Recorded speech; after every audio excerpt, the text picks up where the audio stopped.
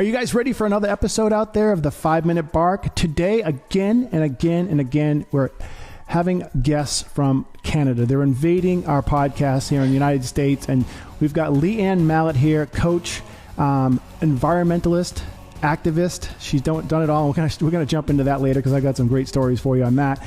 And she's also worked with another guest of ours, Christina Berkeley. So she's going to be sharing a little bit of that as well. So, but mainly today we wanted to talk about stepping into transitions, and I love that. So, Leanne, instead of me saying all the good stuff about you, why don't you share the world all about you first before we go on? Sound good? Yes. Well, thank you very much for having me, Dennis. I'm really excited. Yes, I started out my career as an environmentalist. By day, I was a high school science teacher. And in my off time, I was determined to save the planet. And so I started getting involved with protests and ended up in Clayoquot Sound during a large protest to save ancient forests out there, sitting in a tree for 3 days to protest clear-cut logging there until I was removed by a very friendly police officer. And I spent 7 years of my activism really on the front lines of making big statements in the media with protests. And that really took me to a protest in Northern Ontario where we stayed in one area that was being logged for 3 months to make sure that we were raising our voices around that issue. And that took me into nonprofit leadership.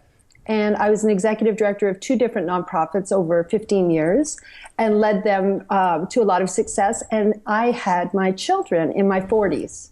Wow. And I had Noah when I was 42, Ruby when I was almost 44, and that completely changed my world. And I stepped out of my job as an executive director because I wanted to be able to have a job that was flexible. And I heard another one of your guests talk about the idea that coaching is a flexible job where you can be an entrepreneur and be there for your kids.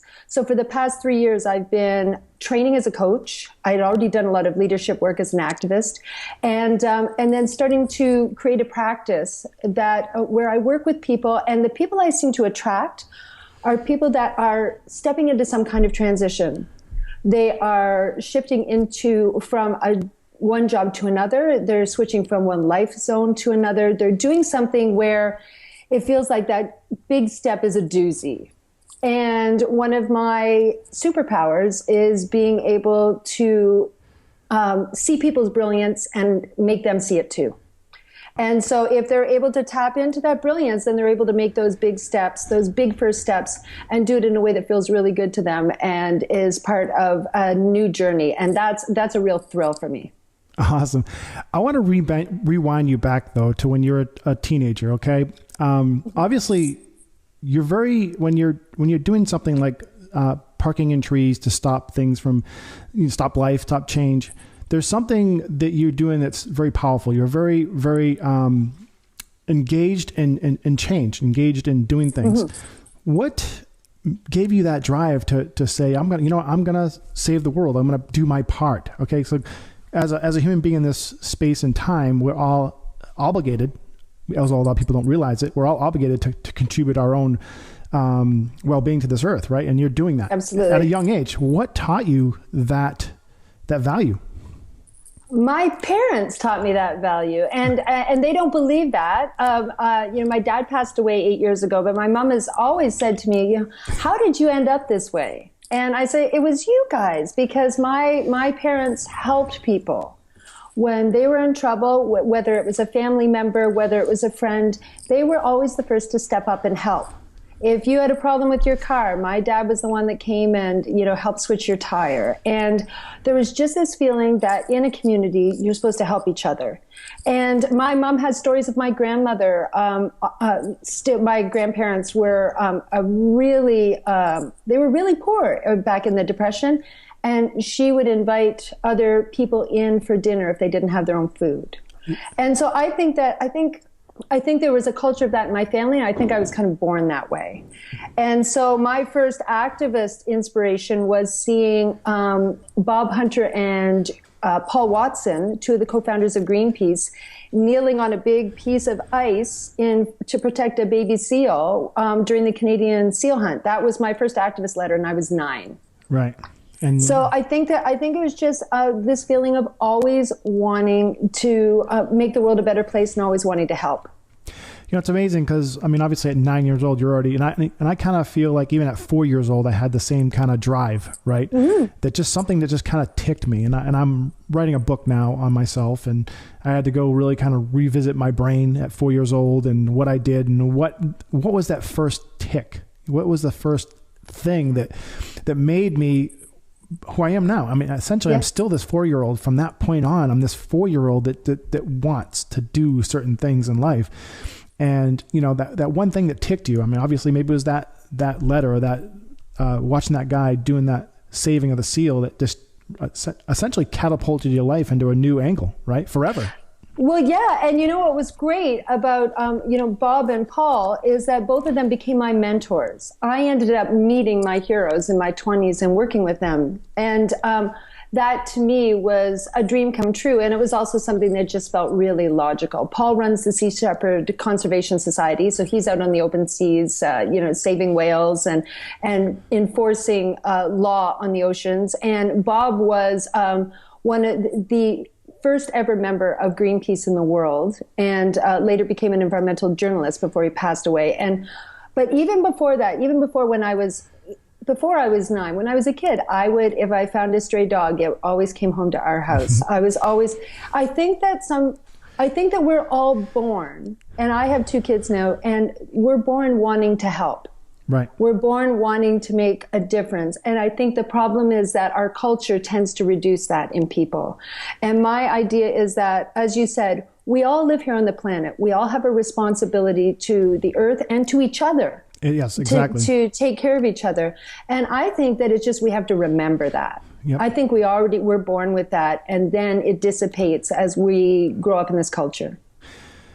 In the last 2015 and 2016, I've really kind of made the decision that every word I speak from this point on has an opportunity to inspire people. You know, in this podcast right now, when we're talking here and now, it's my duty, not only to myself, but to the people listening who have given their time for me, to try to inspire them in some sort of way and try to help them understand that this is what I did when I was younger that made me this way I am. And my goal, obviously, with these podcasts now, and more, I'm really trying to get more intense about it, is to dig in deep and find out how can we, give that spark to others that haven't gotten that spark yet. They still don't quite know what they're doing, or even as entrepreneurs, sometimes you're still not quite completely focused. And it's just really cool to see, like, you took this one day and now it's just been your life, and yeah. And the amazing thing was that I had no idea what I was doing when I got started doing environmental protests. Yeah. I knew that I was really passionate. I started finding other people. I was a teacher, and during my summer break, I did door-to-door fundraising for Greenpeace. If you want to learn a way to get good at sales, it's door-to-door fundraising. So I was doing that. And then I started meeting other activists that were passionate like me. And we just put together a volunteer group and started trying to raise awareness around things that meant a lot to us. And I think that part of the magic is I never worried about knowing how to do something. Right. I wanted to do something, and then I figured it out. And as we did that, what I became really aware of is that all of us have this amazing power. We really do have the power to change things. Most people don't believe that, but I personally, through the work that I've done, both as an activist and as a teacher and as a coach, have really had the power to change things and change people and change policy and change laws. And if everybody had a sense of how powerful we actually are, the world would be a very different place. And I think that that's part of what I do as a coach, is just remind people of just how powerful we are. When we're kids, we think we can do anything. The sky's the limit, right? If we want to be Superman, we just put on a cape and off we go. And we're, like Spider-Man and all of these famous athletes. And whatever that dream is real. And to me, that essence, that always stays with us. And it's just a process of remembering that. I love it. That was just so beautiful, because it's so true. Like, we have this obligation as people, and if we're participating at our fullest and we're giving it our all, the education grows for everyone, right? Everybody understands it. And you were talking about how we are all have a duty that I'm trying to find out how I was going to say it, because when we are sharing and we're contributing to each other, if you realize in life, we've learned how to do mathematics, we've learned how to fix our cars, we've learned how to be a coach, but we've never learned how to use our minds, right? And I think more than ever before, people are understanding that if I practice using my mind in a giving way, if I practice using my mind in a gratitude way, if I practice using my mind in ways that haven't been practiced, really. I mean, essentially, church was kind of doing that, but that's a process, that's a procedure, and it's not really. They're not really sitting there and telling and getting in deep and intense with you on, hey, this is how gratitude works, and this is how helping your neighbor works. This is how giving your last piece of food works to somebody. That there's never been this clear education on that, and no practice, right? No. And in this day and age, we're now starting to actually see that this practice leads to amazing things, leads to Superman-like minds, Superman-like actions, the impossible becoming possible. And, it's, I guess a lot of people are using the word wake up. We're waking up to this. Yes. Yeah, that's how I feel, definitely. And I think part of it is that when people think of the word activist, or they think of an obligation, it seems like something that's too big. Right? Like if I'm going to be an activist, do I have to drop a banner off the side of a building? Do I have to do some huge act? And so they tend to feel like they can't make a difference. To me, the idea now is how do we expand the idea of activism so everybody feels like they're part of it? And part of that is that our small actions make an enormous difference. The little things that we do every day, how we interact with the person at the grocery store, how we interact with our kids and our husband or wife or partner, the people that we meet every day, the way that you spread kindness. If all of us, say everybody in North America decided today, from now on, we're all going to be kind. It would change the entire world. Absolutely, in a big way. And I think that, and it can start really small. And so to me, initially when I was doing activism, I would do some, I'd do a tree sit, or I would be up in Northern Ontario doing a big, a protest on a road, and people would come to me and say, "Oh, thank goodness for you and what you're doing. That's great. I could never do that." And I thought, that's not what I was trying to get across. What I was trying to get across is that anybody can do this. We all care. And I realized that in a way, those big actions make people feel like, if they can't commit to going and living in a developing world for 3 years to dig wells, then they're not doing anything. And we can do things every day with the way that we treat the world, how we buy things. All of those little things are things that make a big difference. I'm recently had a conversation, I think it was just a few days ago, with a friend. We were on for 2 hours, and we were talking, and he's talking about his son and how he's very electronic. And I was kind of talking about how people are walking zombies. They're just so busy being on their phone, and they're just not participating. And I'm like, my first instinct is kind of like an activist. It's kind of like, how do I stop people from, being zombies? How do I stop people from going these directions? And I'm realizing that I can't stop them. I can't stop what's progressing, because a lot of good comes in different waterfalls from it, right? Oh, for sure, yeah. And he's talking how brilliantly smart his kid is now, and like it's just amazing. And it's like, I know I've had several friends that have been very activists about freedom and speech and the American dream and so on and so forth.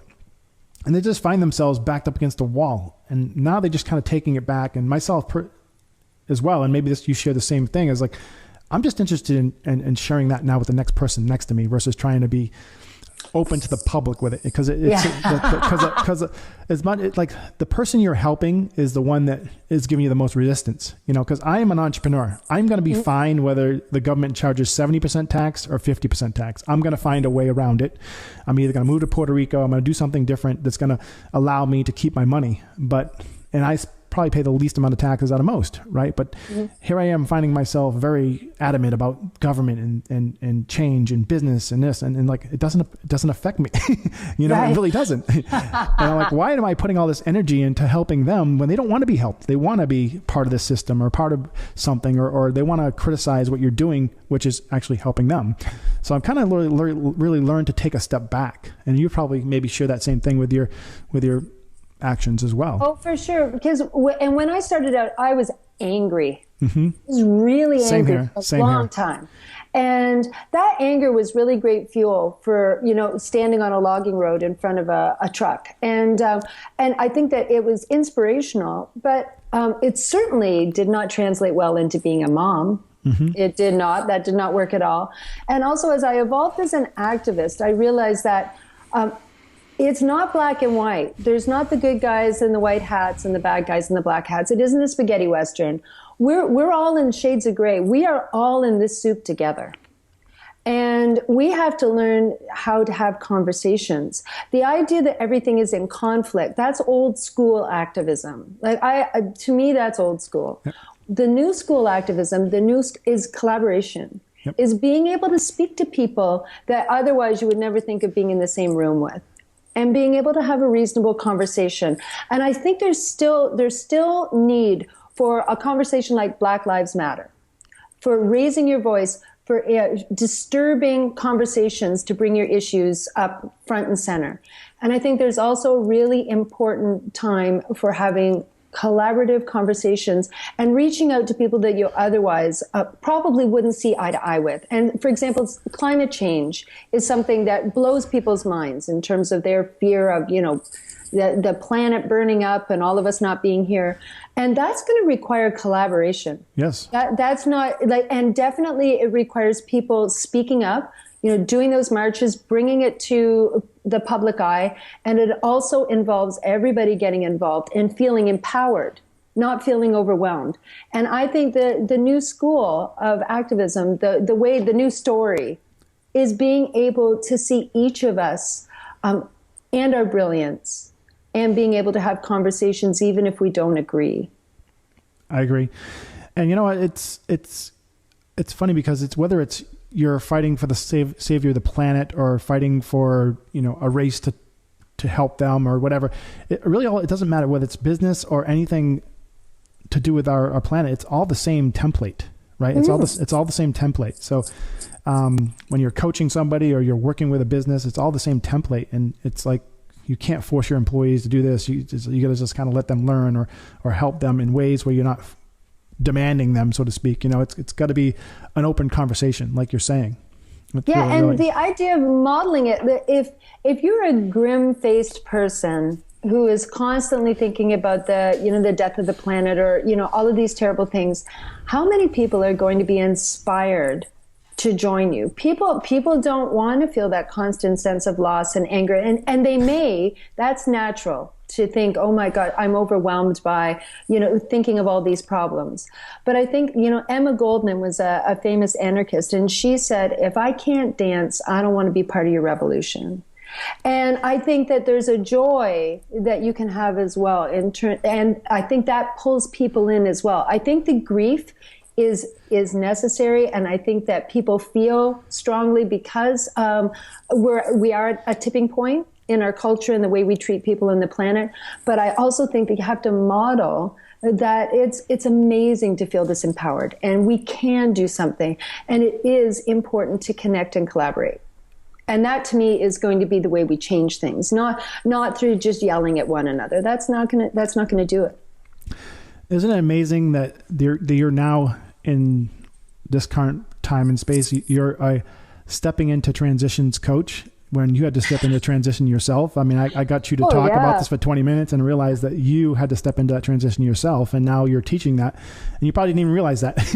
You know? I didn't. And see, that's the funny intuitive thing, because my enormous transition was becoming a mom. Right. And because before that, like, I was an activist and my life was about the movement.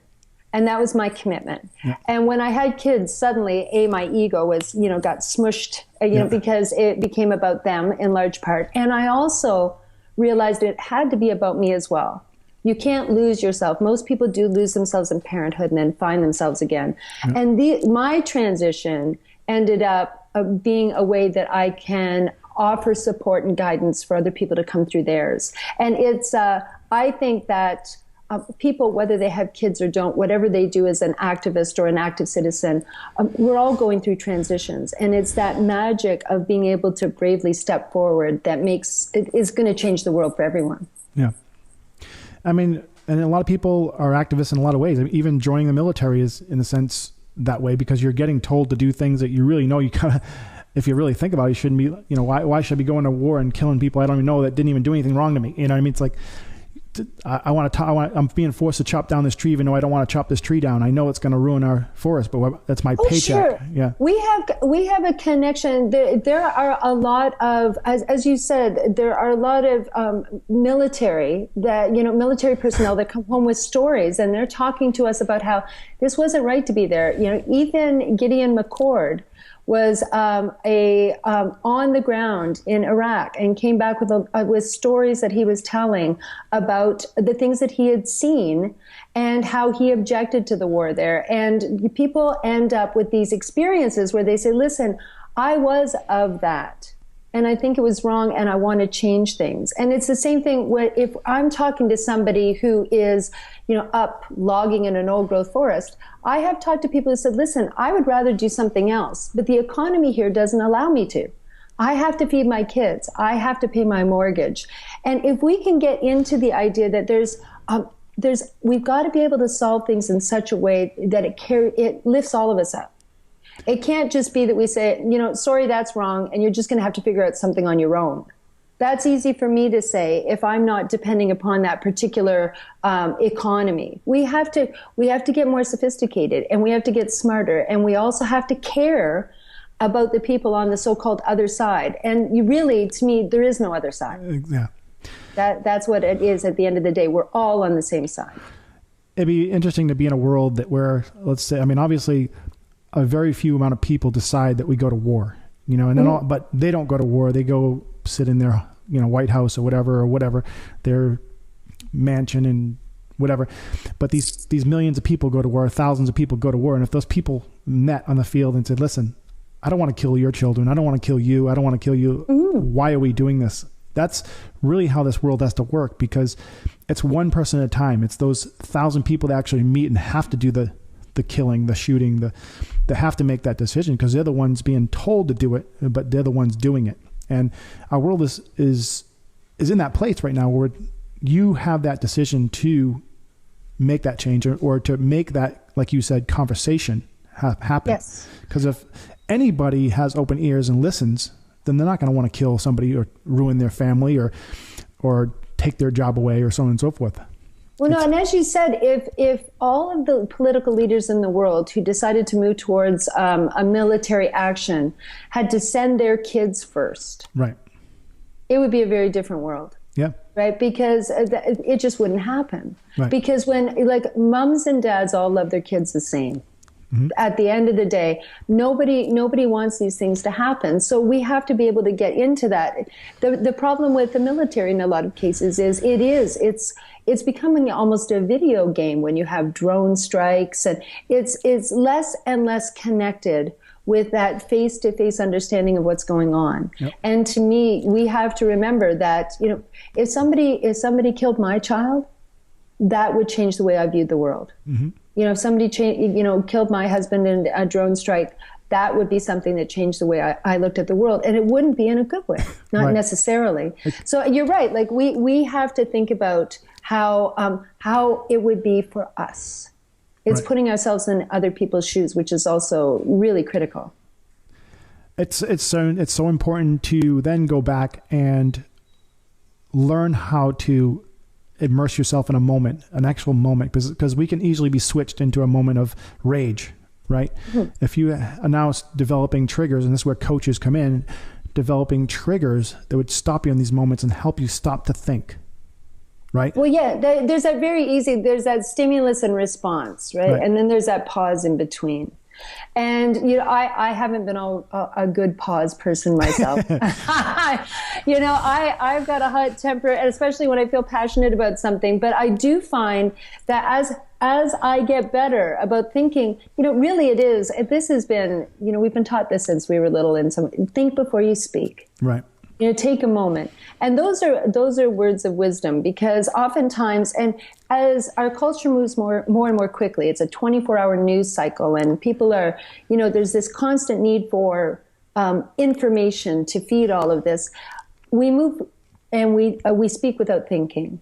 And I think it's really important to have that pause and to think about what our impact is, and to also remember that when we care for others, and if we come from a philosophy of thinking about what our impact is on others, that's going to come back to us. When we send kindness out in the world, it comes back to us. Whether you're helping your 85-year-old neighbor to make sure she's got groceries when there's a snowstorm, that's as much to me activism as standing on a logging road.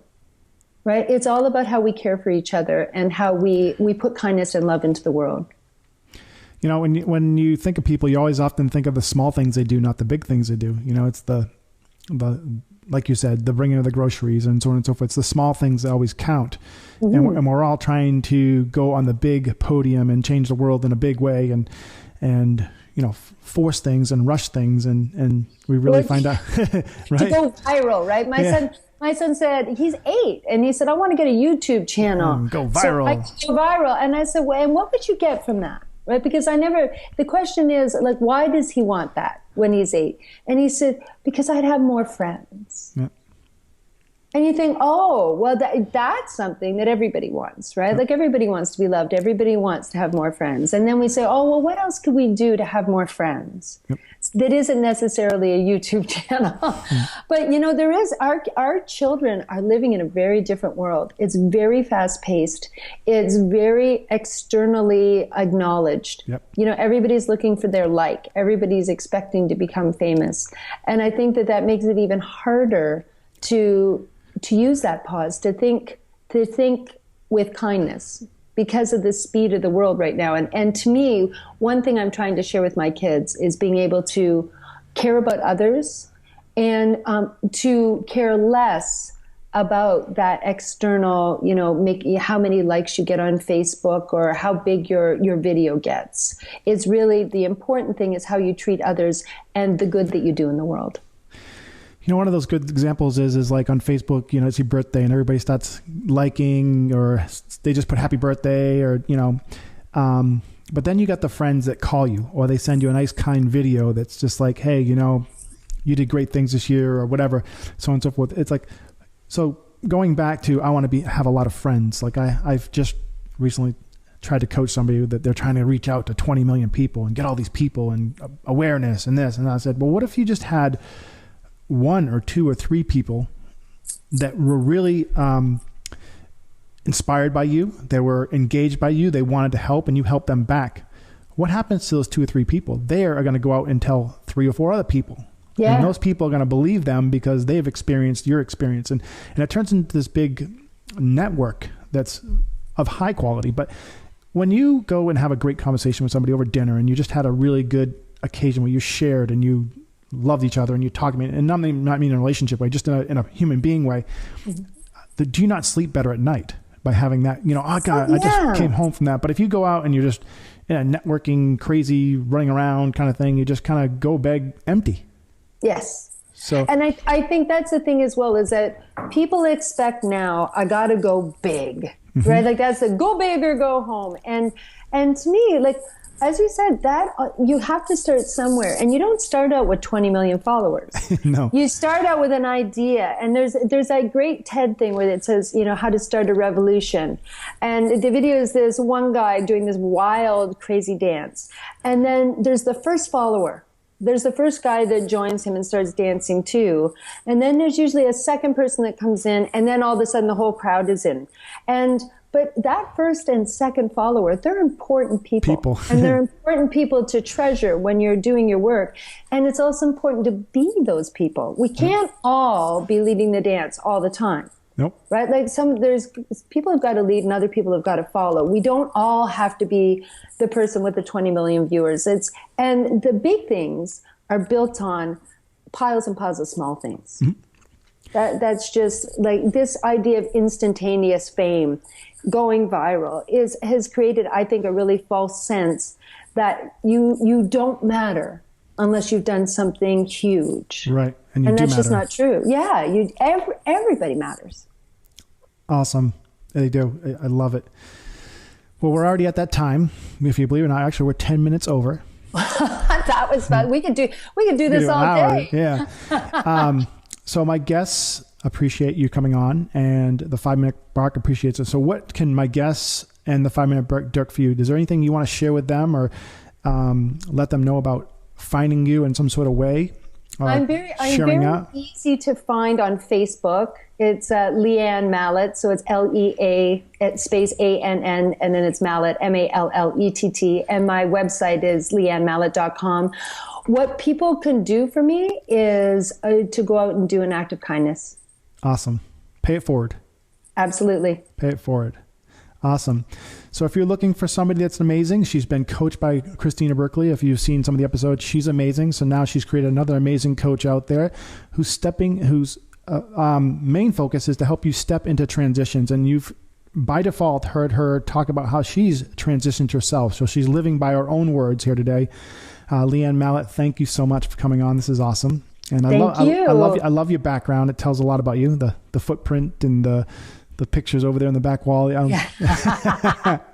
This is what life is now, and it's really good. And thank you so much. And thank you for all the work you're doing to share great ideas around the world. Oh, it's awesome. I try to explain to people how amazing it is to have a podcast, and I try to encourage it. And it's not about the huge following. It's about what it does for between us, here, even like you're just the one person. You've inspired me and I've inspired you. Absolutely. And it's, that's really what it really matters. The rest just kind of is gravy, I guess, as Tiger Woods says, from here on it's gravy. And, whoever listens, if they enjoy it, great. It's only going to resonate with certain people, but it resonates with us is the bottom line. Right. And that's absolutely. And that's what enjoyed. And you never know where your ripple ends up going. No. I just recently, got rediscovered to a friend. I taught him how to ride a bike in a professional format. And now we've reconnected 25 years later. Now we found ourselves both in the same area of inspirational speaking. And so you don't know where the ripple's going to go. You don't. No. So that's why any little act of kindness is going to make a difference, and it could make an enormous difference that you don't even know about. Absolutely. All right, listeners, this was it. Leanne Mallett here today. Life coach. Is it life coch? We didn't even actually talk about that. It's coach, transitional coach, a coach, human coach with a little nature in her, right? Yeah, a lot. Absolutely. Yeah. Awesome. So go hug a tree. Absolutely, for sure. Yep. And put some water on it, some ingredients, and let it grow. Talk to you soon, everybody. Thank you.